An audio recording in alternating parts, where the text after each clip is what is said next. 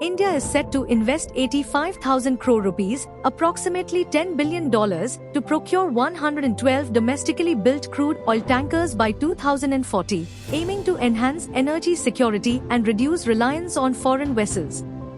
The initiative, led by the Petroleum and Shipping Ministries, mandates that only ships constructed within India, even with foreign collaboration, will be considered for purchase.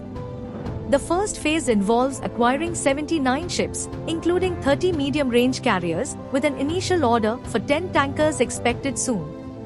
Currently, Indian-built tankers constitute about 5% of the nation's fleet. The government aims to increase this to 7% by 2030 and ambitiously to 69% by 2047, aligning with India's goal of becoming a developed nation by its centenary of independence.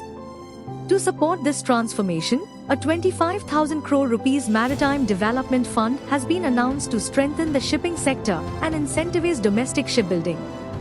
Despite global shifts toward renewable energy, India plans to expand its crude oil refining capacity from the current 250 million tons to 450 million tons annually by 2030, driven by growing domestic and export demand for petroleum products.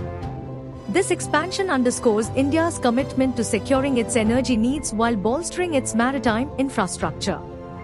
The strategic investment in domestically built tankers and refinery capacity not only aims to ensure uninterrupted energy trade flows but also positions India as a significant player in the global maritime economy.